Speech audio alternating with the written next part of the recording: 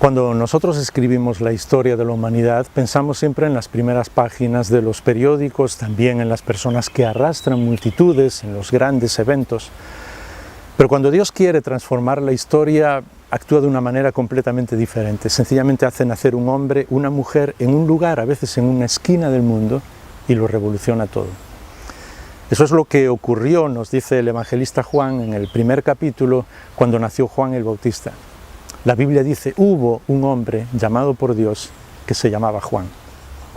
Y Juan comenzó a hablar en el desierto, y era un desierto físico, sí, pero también el desierto espiritual, porque durante 400 años el pueblo de Dios se había alejado de tal manera de su Creador que Dios ya no les hablaba porque no querían escuchar. No tenían profetas, y sí usaban su palabra y sabían muchas cosas del Antiguo Testamento, pero no para ponerlas en práctica, sino sencillamente porque les encantaban los ritos y la religiosidad. No se diferenciaban demasiado del cristianismo del siglo XXI, donde da la impresión que todo lo externo, todos los ritos, la religiosidad, todas las cosas que hacemos, la grandiosidad de lo que hacemos, es mucho más importante que lo que Dios nos dice. Y por eso Juan tuvo que hablarle al pueblo de Dios para que se volvieran a Él. Y esa es una de las razones por la que es un héroe personal para mí, porque en muy pocos meses no solamente fue el embajador del Señor Jesús presentando su camino, sino que logró que la mayoría del pueblo se volviera realmente a Dios, que le buscaran. Y todos sabían que Juan era un profeta. ¿Sabes cómo lo presentó el Señor Jesús? No solamente dijo que era el mayor de los profetas, sino que dijo que era alguien que ardía y alumbraba.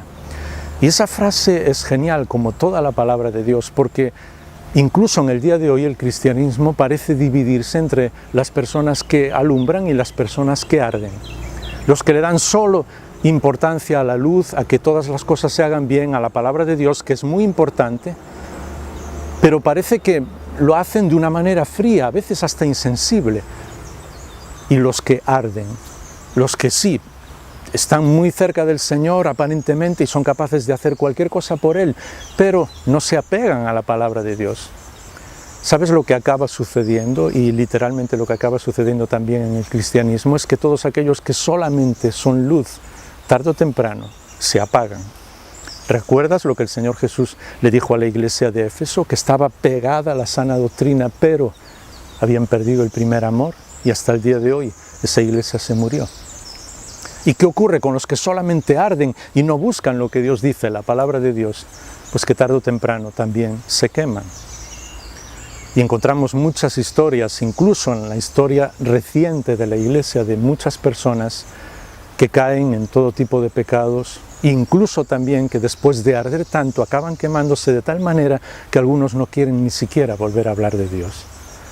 Así que ese ejemplo de Juan, nuestro héroe en este momento, esa definición del Señor es genial, porque cuando amamos al Señor tenemos que tener las dos caras de la moneda, tenemos que ser luz, apegarnos a la palabra de Dios, pero tenemos que hacerlo con todo nuestro amor, de una manera entusiasta, tenemos que arder para Él, y no puede faltar ninguna de las dos. Y por eso Juan fue quien fue, y por eso fue capaz incluso de enfrentarse hasta los poderes públicos sin miedo ninguno.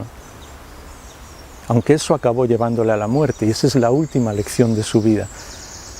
Cuando Herodes mandó decapitar a Juan después de mucho tiempo en la cárcel, Juan apenas pudo escuchar la palabra del Señor Jesús.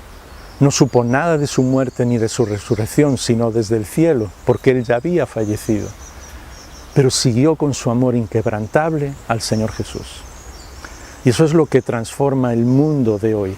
Y lo que transforma el mundo del siglo XXI, cuando la Iglesia realmente comprenda no solamente que tenemos que arder y alumbrar las dos cosas para el Señor, sino amarlo de una manera tan inquebrantable, tan firme, que no nos importe incluso perder la vida por seguir amando y seguir sirviendo al Señor Jesús.